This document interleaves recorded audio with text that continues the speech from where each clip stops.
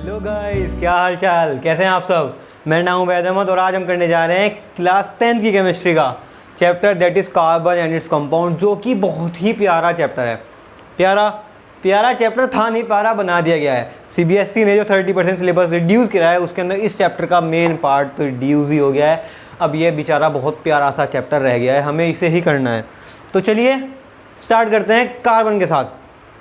तो carbon and compound शुरू करने से पहले किसी बच्चे को अगर दिमाग में ख्याल ये आया हो कि हमें कार्बन ही पढ़ने को क्यों मिला, मेरे पास 20 तक एलिमेंट सबको याद होंगे, तो मेरे पास नाइट्रोजन एंड्स कंपाउंड क्यों नहीं पढ़ा, ऑक्सीजन एंड्स कंपाउंड क्यों नहीं पढ़ा, फ्लोरीन एंड्स कंपाउंड क्यों नहीं पढ़ा, etcetera.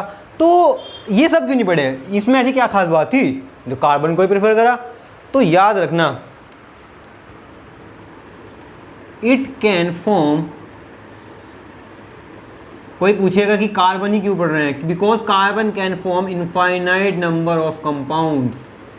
Carbon infinite number of compound बना सकता है, इसलिए हम किसको प्रेफर करते हैं, कार्बन को ही पढ़ते हैं। अब इनफाइनाइट नंबर ऑफ बॉन्ड बनाता है तो इनफाइनाइट नंबर कंपाउंड बनाता है, इनफाइनाइट नंबर ऑफ कंपाउंड, जिसे हम अनकाउंटेबल गिन भी नहीं सकते, इतने कंपाउंड कार्बन बनाता है। तो कुछ कार्बन के आज हमें बेसिक्स पढ़ेंगे, कैसे कार्बन बॉन्डिंग करता है, किसके साथ करते हैं, किस किस फॉर्म में मिलता है और उन फॉर्म को क्या कहते हैं, उनके काम क्या हैं। तो चलिए पढ़ते हैं। सबसे पहले कार्बन।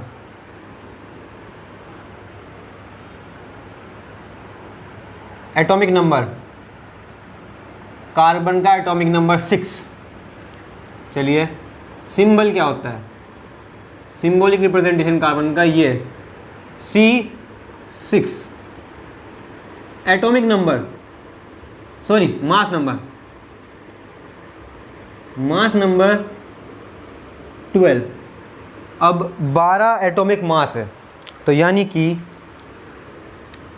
एटॉमिक मास इक्वल होता है number of proton plus number of neutron plus proton. Now mass number इसका कितना है 12, न्यूट्रॉन कितने हैं पता नहीं, प्रोटॉन जितना एटॉमिक नंबर 6, तो न्यूट्रॉन यहाँ से कितना है 6, तो यानी कि न्यूट्रॉन भी 6 होते हैं, प्रोटॉन भी 6 होते हैं, और कार्बन न्यूट्रल कंपाउंड है तो इलेक्ट्रॉन भी 6, तो यानी कि ये तो 6 पे 6 मारे जा रहा है। इसका एटॉमिक नंबर भी 6, एटॉमिक नंबर तो प्रोटॉन 6 होने ही है, न्यूट्रॉन भी 6 और इलेक्ट्रॉन भी 6 और एटॉमिक मास 12। तो ये है कार्बन के बारे में। अब इसी इलेक्ट्रॉनिक कॉन्फ़िगरेशन कार्बन का क्या होगा, इलेक्ट्रॉनिक कॉन्फ़िगरेशन,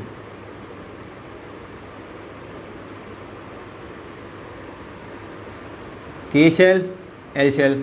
अब 6 इलेक्ट्रॉन है तो 2 तो के शेल में आ गए, 2 से ऊपर के शेल में नहीं आ सकते, बचे कितने 4, तो 4 है एल शेल में।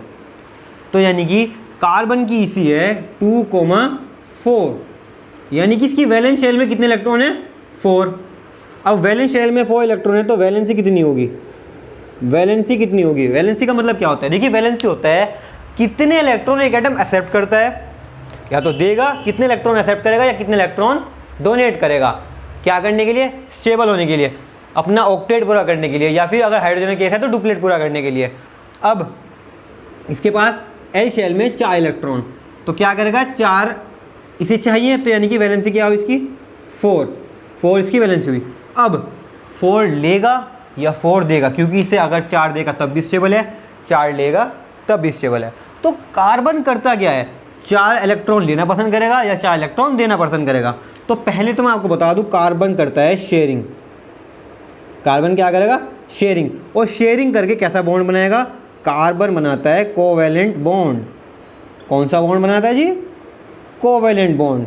अब कोवैलेंट बॉन्ड कौन सा बॉन्ड होता है, देखिए कोवैलेंट बॉन्ड वो वाला बॉन्ड होता है जो बनता है इक्वल शेयरिंग ऑफ इलेक्ट्रॉन से। कौन सी शेयरिंग से, इक्वल शेयरिंग ऑफ इलेक्ट्रॉन।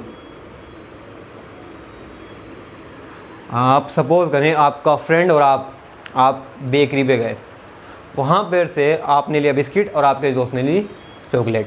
अब आपका मन था कि मैं चॉकलेट भी खाऊंगा और मुझे बिस्किट भी खाना है।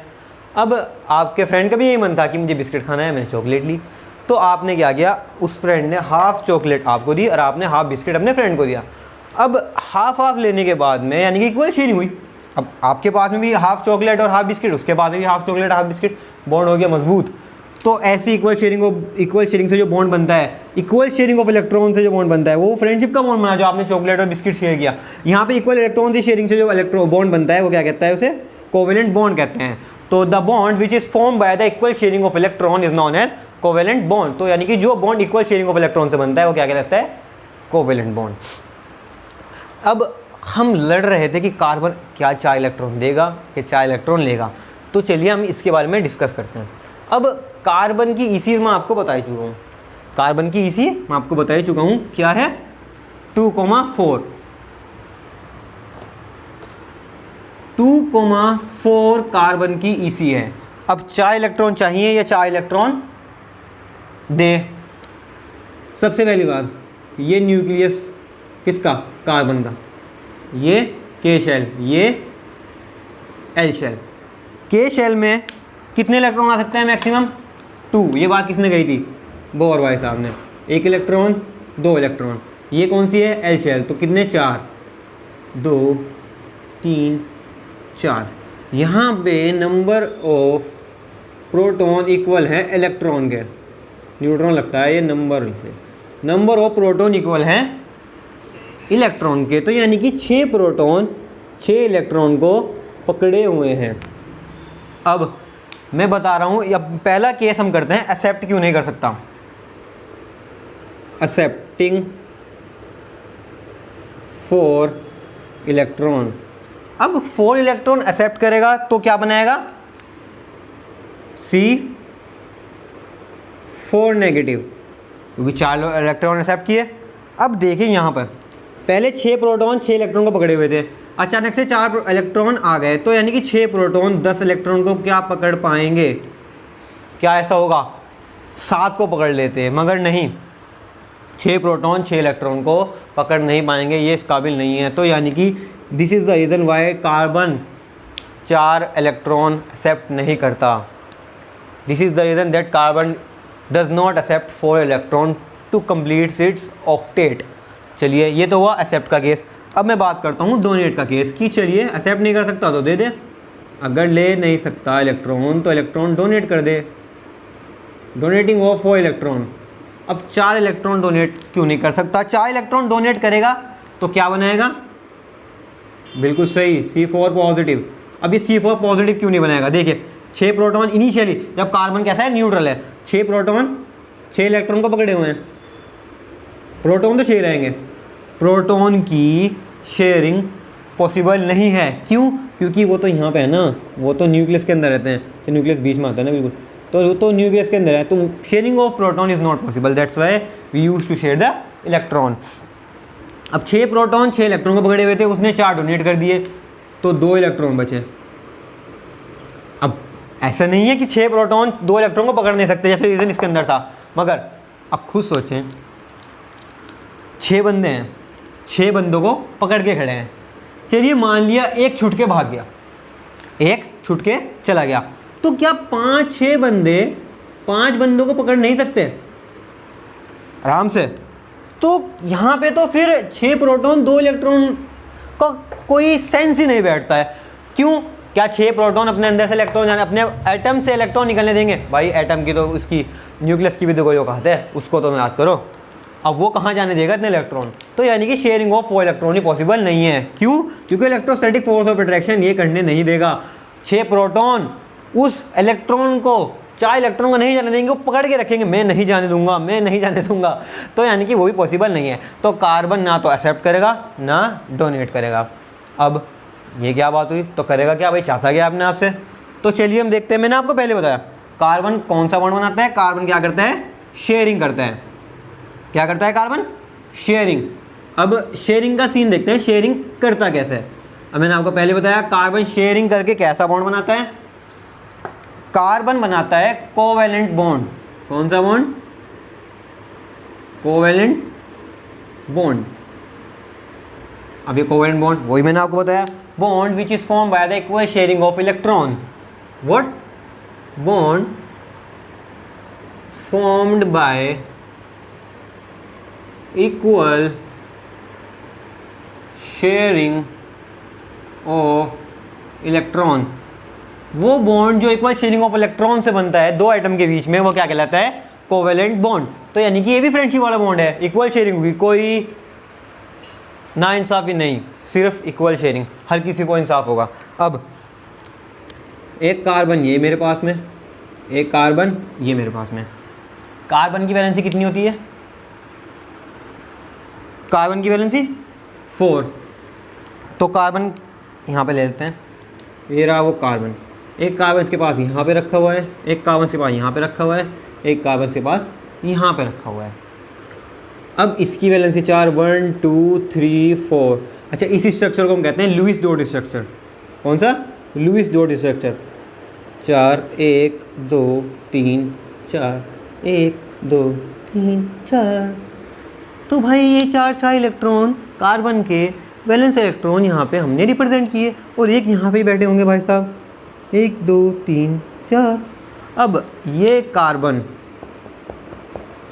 अब इस कार्बन के पास 4 इलेक्ट्रॉन है, 1 2 3 4, 1 2 3 4, 1 2 3 4, ठीक है, 1 2 3 4, 1 2 3 4, 1 2 3 4, 1 2 3 4। हर कार्बन के पास कितने इलेक्ट्रॉन है? वैलेंस इलेक्ट्रॉन, यानी कि 4 इलेक्ट्रॉन है। और याद रखना, लुईस डॉट स्ट्रक्चर बनाते हैं हम सिर्फ वैलेंस इलेक्ट्रॉन ही दिखाते हैं। लास्ट शुरू के के शेल वाले, के शेल के 2 इलेक्ट्रॉन यहाँ पे नहीं दिखाने, हमें सिर्फ वैलेंस शेल दिखाने। अगर इसके पास के बाद एल एम शेल भी होती है तो मैं सिर्फ यहाँ पे एम शेल के इलेक्ट्रॉन दिखाता, ना कि एल शेल के। समझ गए? हमें आउटर मोस्ट शेल यानी कि वैलेंस इलेक्ट्रॉन ही दिखाने हैं, क्योंकि वही बॉन्ड पूरा करेंगे। अब 4 हैं, कितने चाहिए? 8 चाहिए, 8 चाहिए 2 स्टेबल होने के लिए। कौन देगा? बताया तो है, शेयरिंग करेगा, करवाओ। एक कार्बन ये मानो, एक कार्बन ये पकड़ो, इस कार्बन के बाद 4 हैं, 4 हैं, ये एक बॉन्ड इसके साथ बनाएगा।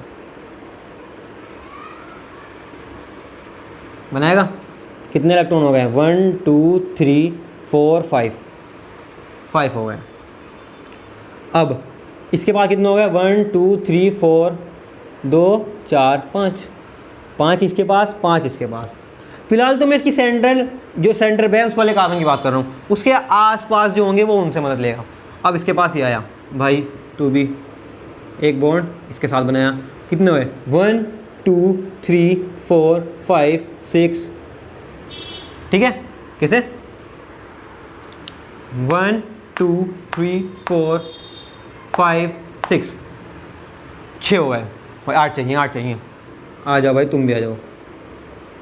हो 1 2 3 4 5 6 7 carbon need 8। Oh my God, bond complete, 8 electron complete, carbon stable. 1 2 3 4 5 6 7 8। कितने इलेक्ट्रॉन? 8 इलेक्ट्रॉन। कार्बन खुश हुआ। तो देखिए, अब इस कार्बन की बात करूँ तो उसके पास 8 इलेक्ट्रॉन कंप्लीट। अब अगर मैं इस वाले कार्बन की बात करूँ, इसे कौन कंप्लीट करेगा? एक इसके पास भी यहाँ होगा, क्योंकि कार्बन है तो कार्बन का टुकड़ा होगा, बहुत सारे कार्बन होंगे। एक इसके पास यहाँ पे भी प्रेजेंट होगा, और एक इसके पास यहाँ पर भी प्रेजेंट होगा। तो फटाफट से देखिए कितने इलेक्ट्रॉन फिलहाल इसके पास? 1 2 3 4 5। कितने की जरूरत है? 3 की। एक बॉन्ड इसका बनाया, कितने हो गए? 1 2 3 4 5 6। कितने चाहिए? 2 और चाहिए। एक हिस्सा बना ले भाई। 1 2 3 4 5 6। कितने चाहिए? 2 और चाहिए, आ जाओ। 1 2 3 4 5 6 7 8। इसके भी 8 इलेक्ट्रॉन कंप्लीट। ये भी कैसा स्टेबल, ये भी कैसा स्टेबल। इसके ऊपर नीचे वाले होंगे वो भी इसे क्या कर देंगे? स्टेबल। वो भी बनाना है, चलिए वो भी देखते हैं, आराम से समझेंगे। 1 2 3 4 1 2 3 4 1 2 3 4। अब जल्दी से इस एटम को कंसीडर करें, कितने इलेक्ट्रॉन है? 1 2। ये बॉन्ड शेयर हुआ है तो ये इसके पास भी आएगा, इसके पास भी आएगा। 1 2 3 4 5 है। कितने चाहिए? 3 चाहिए। एक हिस्सा भी बॉन्ड बनाएगा। कितने? 1 2 3 4 5 6। एक बॉन्ड इसके साथ बनाया। 1 2 3 4 5 6। कितना? एक बॉन्ड और चाहिए। 1 2 3 4 5 6 7 8। तो ये जो बॉन्ड बने ये क्या कहलाएंगे? Covalent bond. इसी तरह सब कार्बन की वैलेंसी उनके एडजेसेंट वाले क्या करते जाएंगे? सेटिस्फाई कर देंगे, सबका भला होगा। कोई भी अकेला नहीं गएगा। इसके पास भी 8 इलेक्ट्रॉन, इसकी वैलेंस शेल कंप्लीट, ये भी कैसा हुआ? स्टेबल। तो इसी तरह कार्बन क्या बनाता है? दूसरे कार्बन के साथ बॉन्ड बनाता है विद शेयरिंग ऑफ इलेक्ट्रॉन। अब यहाँ पे शेयरिंग हो रही है, इसे कहते हैं शेयरिंग ऑफ इलेक्ट्रॉन। क्या हो रही है ये? Sharing of electron. बच्चे स्कूल में लंच लाते थे, देखो हम क्या, जब हम स्कूल में थे तो ऐसा होता था, अगर कोई शायद लंच भी नहीं लाया तो उसे पता भी नहीं चलता था, उसे क्या कि हमें पता नहीं चलता था कि वो लंच लाया नहीं लाया। सब अपना लंच निकालते थे और बेंच पे सजा दिया, अब बैठ गए, किसी का नहीं पता कौन किसका खा रहा है। इसी तरह ये इसने अपना इलेक्ट्रॉन सामने रखा, उसने अपना इलेक्ट्रॉन सामने रखा, उसने अपना ऑक्टेट पूरा किया, उसने भी शेयर करके अपना ऑक्टेट पूरा करा, पेट दोनों का भर गया, दोनों क्या हो गए? स्टेबल। तो ऐसे वाले बॉन्ड को हम क्या करते हैं? कोवेलेंट बॉन्ड कहते हैं। तो जैसे कार्बन ये है, यहाँ पे नहीं, यहाँ पे दिखा देता हूँ, ये कार्बन है, तो एक बॉन्ड कार्बन यहाँ पे बनाएगा, एक यहाँ पे बनाएगा, एक यहाँ पे बनाएगा, एक यहाँ बनाएगा, दूसरा एक कार्बन यहाँ पे, एक यहाँ पे, एक यहाँ पे, एक यहाँ पे। तो एक बॉन्ड पे याद रखना हमेशा, एक बॉन्ड पे 2 इलेक्ट्रॉन होंगे। तो यहाँ पे 2 4 6 8 ऑक्टेट कंप्लीट, कार्बन हो गया स्टेबल। तो ये सिंगल बॉन्ड क्या कहलाता है? Covalent bond. कौन सा बॉन्ड है ये? Covalent bond. तो यानी कार्बन कौन सा बॉन्ड बनाता है? कोवेलेंट बॉन्ड बनाता है। इक्वल शेयरिंग ऑफ इलेक्ट्रॉन से बनने वाला बॉन्ड क्या बनाता है? Covalent bond. ये है Lewis dot structure of carbon. Carbon का लुईस डॉट स्ट्रक्चर, लुईस भाई साहब ने देता कि ऑक्टेट पूरा करने के लिए एटम्स एक दूसरे के साथ क्या करते हैं? शेयरिंग करते हैं। तो ये क्या था? Lewis dot structure of carbon. समझ में आया? तो यानी कार्बन क्या करता है? कार्बन करता है शेयरिंग ऑफ इलेक्ट्रॉन। ना तो चार एक्सेप्ट करेगा, ना चार डोनेट करेगा, वो तो भाई अपनी शेयरिंग करेगा आराम से। तो ये था कार्बन का लुईस डॉट स्ट्रक्चर। स्क्रीनशॉट ले लीजिएगा आप।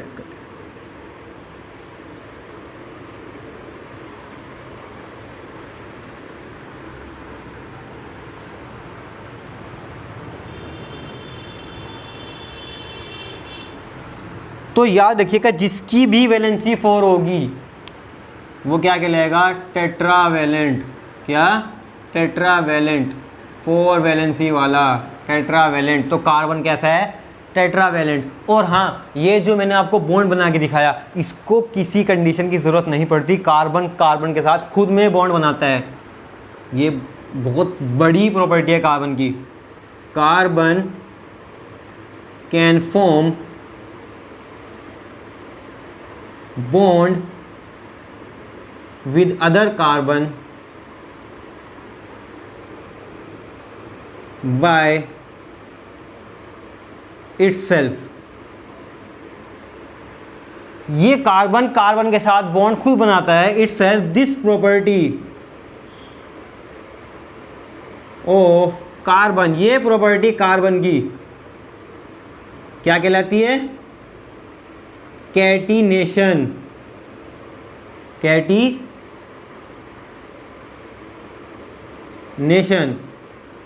The property of carbon by which it can form a bond with other carbon by itself is known as catenation. और सेल्फ लिंकेज क्या कहलाएगी? और सेल्फ लिंकेज, सेल्फ लिंक हो जाता है। जैसे ये कार्बन, इसके साथ दूसरा कार्बन, ये एक और कार्बन, एक और कार्बन, तो ऐसे ये इनफाइनाइट बॉन्ड कार्बन बना जाएगा। समझ में आ गई बात? तो property of carbon, carbon can form bond with other carbon by itself, this property of carbon is known as catenation. तो समझ में आया कैटिनेशन क्या होगी? अब कार्बन टेट्रावैलेंट है, कैटिनेशन शो करता है। अब कार्बन मिलता किस किस फॉर्म में है? तो क्या कहलाएंगे? एलोट्रॉप्स ऑफ कार्बन, कि कार्बन किस किस फॉर्म में मिलता है। ठीक है, एग्जिस्टेंस किस किस की फॉर्म में है। देखिए ऐसा तो नहीं है कि वहाँ पे सी पड़ा है, मैंने उठाया कार्बन वो स्टडी किया, किसी फॉर्म में मिला होगा। तो 2 फॉर्म में मिलता है। एक तो मिलता है कंबाइंड स्टेट में, एटमॉस्फेयर की बात करूँ तो वो कंबाइंड स्टेट में, एग्जाम्पल CO2 और आप बताएं, CO3 कार्बोनेट, CaCO2, तो ये तो कंबाइंड, किसी के साथ कंबाइन होकर बनाया हुआ है। और दूसरा जो हमें क्रस्ट में या अर्थ में मिलता है, वो हमारे पास 3 एलोट्रोप हैं कार्बन के, इंपॉर्टेंट है। सबसे पहले कौन सा है? डायमंड, देन ग्रेफाइट, देन बक मिनिस्टर फ्लोरेंस। तो कौन सा है? डायमंड, ग्रेफाइट, बक मिनिस्टर, फ्लोरेंस। ये 3 एलोट्रोप है कार्बन के। अब एलोट्रोपी क्या होती है? एग्जिस्टेंस ऑफ कंपाउंड या existence of element in different form inside the earth is known as allotropy. तो कार्बन के 3 फॉर्म में मिलता है, कार्बन डायमंड की फॉर्म में, ग्रेफाइट की फॉर्म में और बक मिनिस्टर फ्लोरेंस की। हाँ, डायमंड डायमंड कार्बन से ही बना होता है, याद रखिए। डायमंड किससे बना होता है? कार्बन से बना होता है। तो ये क्या है? कार्बन के एलोट्रोप्स हैं। अब हमें इन तीनों एलोट्रोप्स के बारे में पढ़ना है। इंपॉर्टेंट यही है क्योंकि most of the part chapter का डिलीट हो चुका है, तो शायद अब के क्वेश्चन इन सब में से बने जो अब तक पढ़ाया है। कैटिनेशन की प्रॉपर्टी बहुत इंपॉर्टेंट है। कार्बन की कैटिनेशन यानी कि इसीलिए तो carbon infinite number of compound बना जाता है क्योंकि उसे किसी की ज़रूरत नहीं है, वो किसी पे डिपेंड नहीं करता, अपना भाई खुद सेट है, खुद बनाता है। तो इसी तरह डायमंड, ग्रेफाइट, बक मिनिस्टर, फ्लोरेंस, ये 3 कार्बन की क्या है? एलोट्रोप। तो चलिए हम पढ़ते हैं एलोट्रोप्स ऑफ कार्बन के।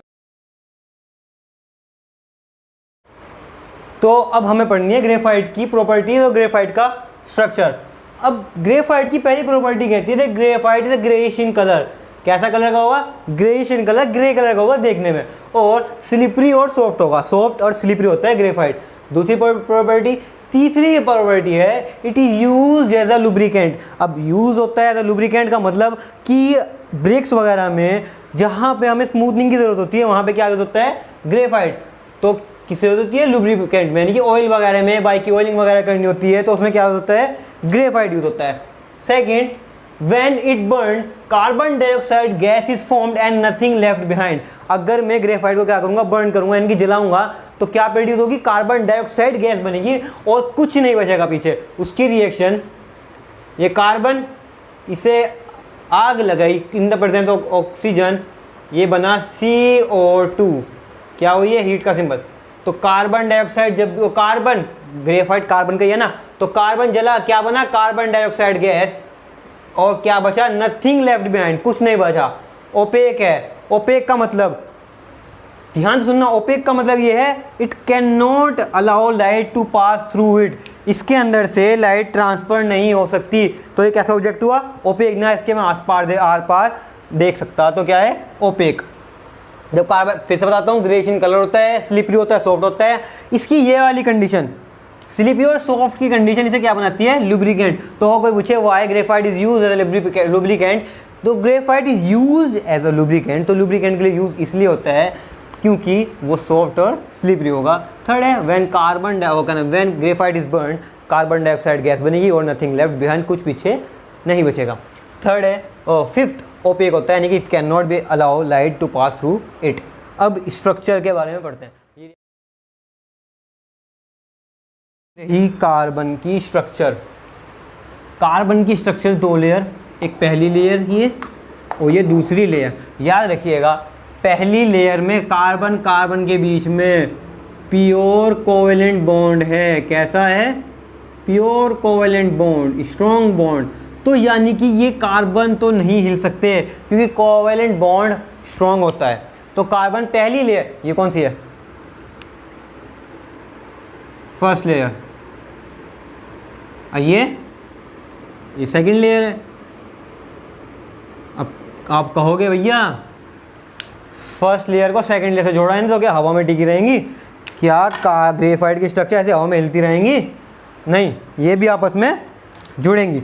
नहीं से मुझे याद है संजय दत्त का डायलॉग, संजय कहते एकदम से नहीं तो ग्रेफाइट, कार्बन को कार्बन से जोड़ूंगा।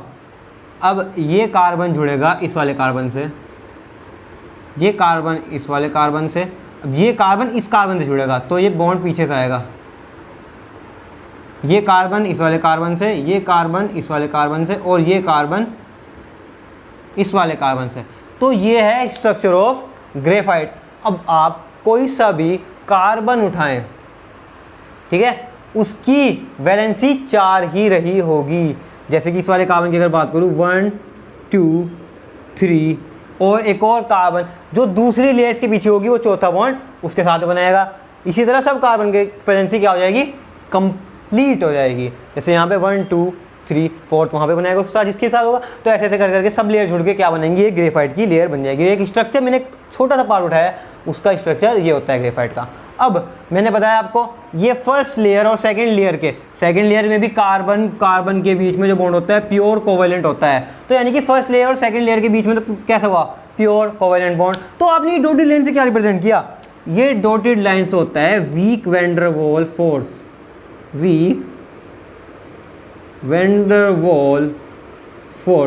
तो यानी कि वीक वैन डर वाल फोर्स यानी कि अट्रैक्शन से बनने वाला बॉन्ड क्या होता है, वीक वैन डर वाल फोर्स की वजह से ये layer first layer second layer से जुड़ी हुई है। और याद रखना ये कमज़ोर है किससे, कोवेलेंट बॉन्ड से। कोवेलेंट बॉन्ड की अगर बात करूं वो स्ट्रोंगर है किससे, वीक वैन डर वाल फोर्स से। तो इसीलिए ऊपर वाली लेयर में जो कार्बन है वो फिक्स रहेंगे, और बल्कि जो सेकंड लेयर से थर्ड लेयर ओके नहीं फर्स्ट लेयर सेकंड लेयर जुड़ रही है। अब एक ये फर्स्ट लेयर ये सेकंड लेयर, अब फर्स्ट लेयर कार्बन है वो फिक्स रहेंगे, मगर सेकंड लेयर कार्बन ही फिक्स रहेंगे क्योंकि यहाँ पे प्योर कोवेलेंट बॉन्ड है। मगर जो फोर्स फर्स्ट को सेकंड से जोड़ रही है वो क्या है, वो वीक है। तो इसकी वजह से क्या है, स्लिपरी है। इसकी वजह से क्या है, ये स्लिपरी है। सही है, ग्रेफाइट कैसा है, स्लिपरी है। तो यानी कि first layer in the first layer of the graphite there is a pure covalent bond between carbon and carbon.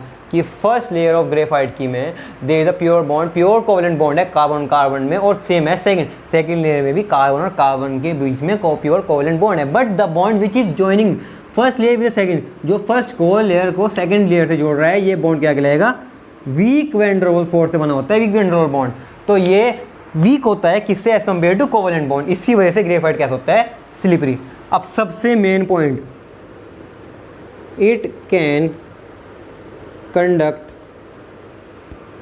Electricity.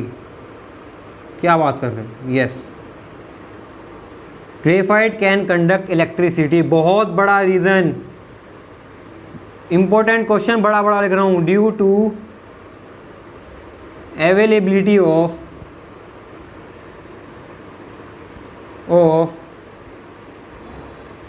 Free electron, graphite के पास फ्री इलेक्ट्रॉन होने की वजह से वो क्या कंडक्ट कर देता है, इलेक्ट्रिसिटी। तो why graphite is a good conductor of electricity, because it has availability of free electron. इसके बाद फ्री इलेक्ट्रॉन की क्या है, अवेलेबिलिटी है, इसलिए graphite is a good conductor of electricity. समझ में आई बात। तो ये था हमारा full detailed study about the structure of graphite and its property. तो ग्रेफाइट की प्रॉपर्टी पढ़ी और इसकी स्ट्रक्चर भी पढ़ी। Now moving to the second part, that is diamond. तो चलिए हम पढ़ते हैं सेकंड यानी कि diamond. And here is our second allotrope, that is diamond. Diamond, तो हमारा सेकंड एलोट्रोप क्या नाम है उसका, डायमंड, और ये इसकी स्ट्रक्चर। तो अब इसकी भी प्रॉपर्टी, सबसे पहली, it is the toughest substance on earth. कैसा है, टफेस्ट सब्सटेंस है, इससे टफ, इससे मजबूत कोई सब्सटेंस हमारी अर्थ पे आज तक अभी तक नहीं मिला। तो सब टफेस्ट सब्सटेंस ऑन अर्थ क्या है, डायमंड।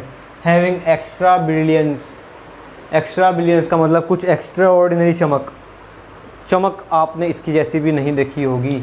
सोना देखा मगर सोने के आगे है, ये इसके आगे सोना कुछ भी नहीं। सोना, ये सोना तो क्या है किसी के आगे, इससे तो बढ़िया कोई चीज़ ही नहीं है। मगर ये सोना, गोल्ड, उसकी भी ब्रिलियंस डायमंड के आगे कुछ भी नहीं है। ट्रांसपेरेंट, ट्रांसपेरेंट का मतलब we can be able to see through out the diamond, हम डायमंड के आर पार देख सकते हैं। और इसका भी सेम है। अब कार्बन है तो when it burn CO2 gas is form and nothing left behind. जब डायमंड को बर्न किया जाएगा, अब देखिए ये नहीं है कि डायमंड मैंने माची जला, डायमंड को रखी और डायमंड जल के मेरा से गया, इतना भी नहीं है कि डायमंड हमारी बिल्कुल हमारी वाली, उसकी टेम्परेचर कुछ और होता है, तो कुछ ज़्यादा टेम्परेचर पे डायमंड गर्म हो जाता है। तो if when it burn CO2 gas is form and nothing left behind. अब चलिए इसकी स्ट्रक्चर के पास चलते हैं। अब कार्बन की स्ट्रक्चर, इसकी शेप याद रखिएगा, कार्बन की शेप होती है टेट्राहेड्रली, टेट्राहेड्रली जमा होते हैं ये टेट्राहेड्रल। और अब इसके और इसके कार्बन के बीच में, हर कार्बन के बीच में कैसा होगा, कोवेलेंट बॉन्ड होगा, स्ट्रॉन्ग कोवेलेंट बॉन्ड। अब ये शेप कैसी है, यहाँ पे कोई और कार्बन लगेगा, वो ऐसे बनाएगा, यहाँ पे भी एक कार्बन लेगा, यहाँ पे एक कार्बन, यहाँ पे कार्बन, यहाँ पे कार्बन, यहाँ पे कार्बन, यहाँ पे कार्बन, यहाँ पे भी, यहाँ पे भी। तो ये एक स्ट्रक्चर सिंपल स्ट्रक्चर है, एज सिंपल एज पॉसिबल बना के आपके सामने हमने रिप्रेजेंट किया। तो ये स्ट्रक्चर है किसकी, डायमंड की। अब डायमंड के हर कार्बन, ये भी कैसा है, ये भी प्योर कोवेलेंट है, ये भी कैसा है, कोवेलेंट है। तो यानी कि हर बॉन्ड कैसा है, कोवेलेंट। तो अगर कोवेलेंट है तो यानी कि हार्ड होगा, हार्ड होगा तो डायमंड कैसा है, tough. As because all the bond present in the diamond are pure covalent bond, that is why the carbon is tough। तो कार्बन कैसा है, टफ है। अब सबसे बड़ी बात याद रखना, diamond can not conduct electricity. Diamond conduct नहीं कर सकता इलेक्ट्रिसिटी, क्यों? फैक्ट भी है, बता भी रहा हूं कि इलेक्ट्रिसिटी कंडक्ट नहीं करना, ये बात सच है। अगर क्वेश्चन में भरा है क्यों, because non availability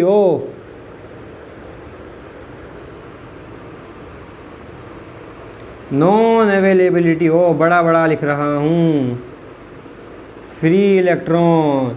free electron की अवेलेबिलिटी ना होने की वजह से डायमंड ग्रेफाइट के ऐसे इलेक्ट्रिसिटी कंडक्ट नहीं कर सकता। बोर्ड में क्वेश्चन आया रखा है that graphite can conduct electricity while diamond not. Graphite conduct कर देता है इलेक्ट्रिसिटी, डायमंड नहीं। क्यों? Just because there is an availability of free electron in the graphite but there is non availability of free electron in diamond, that's why diamond is considered the bad conductor of electricity. तो diamond कैसा है, bad conductor of electricity. ठीक है, तो ये था हमारा diamond और ग्रेफाइट की कंप्लीट डिटेल स्ट्रक्चर और उसकी प्रॉपर्टीज़ को हमने पढ़ा। थर्ड आया है हमारा बकमिंस्टर फ्लोरेंस। क्या है हमारा थर्ड, बकमिंस्टर फ्लोरेंस। अब आपको मैं बताता हूँ उसको, उसकी कोई स्ट्रक्चर एज सच इंपॉर्टेंट तो नहीं है, उसकी प्रॉपर्टीज़ क्या है। उसको थर्ड एलोट्रोप को कोरोटो कर्ट एंड स्मेलिन ने डिस्कवर किया था। किसने? कोरोटो कर्ट एंड स्मेलिन ने। उसके अंदर कितने कार्बन प्रेजेंट होते हैं? 60 कार्बन, कंसिस्ट ऑफ 60 कार्बन। और किस शेप में होते हैं? स्फेरिकल शेप में, स्फेरिकल शेप में होते हैं। मैं किसी बात कर रहा हूँ, बकमिंस्टर फ्लोरेंस की। ये थर्ड एलोट्रोप है हमारे पास में। तो 60 कार्बन होते हैं which are arrange in spherical form. It is not so tough as diamond. ना तो उतना टफ होता है जैसे डायमंड, क्योंकि डायमंड तो टफेस्ट सब्सटेंस है, और ना कि इतना सॉफ्ट होता है ना कि जैसे ग्रेफाइट। तो ये मिडल में लाई करता है, ना तो इतना टफ होगा जैसे डायमंड और ना इतना सॉफ्ट होगा जैसे ग्रेफाइट, मिडल में होता है। और ये डार्क में उसे क्या कहते हैं, ग्लो करता है। कौन? Buckminster Florence. सबसे पहली बात, कितने कार्बन होंगे? 60 कार्बन होंगे। और किस शेप में होगा? स्फेरिकल शेप में होगा। ठीक है, तो it is not so tough as diamond and not so soft as graphite. तो this is all about the 3 allotropes of carbon. तो हमने कार्बन के बारे में पढ़ा, कार्बन के कोवेलेंट कैरेक्टर के बारे में पढ़ा कि कोवेलेंट बॉन्ड कैसा होता है, जो इक्वल शेयरिंग से बनता है, और हमने एलोट्रोप्स ऑफ कार्बन पढ़े। इसके बाद हमारा आता है हाइड्रोकार्बन, वो हम करेंगे नेक्स्ट लेक्चर में। If you like the video please like share and subscribe. Thank you.